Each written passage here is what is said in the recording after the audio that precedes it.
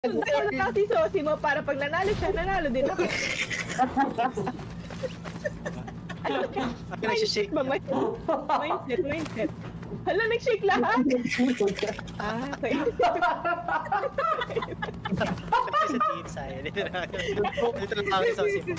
Ay, Di ba sabi sa you? Sundan mo lang si Sosi mo para manalo ka din. Kaya pumasok ako sa top 3.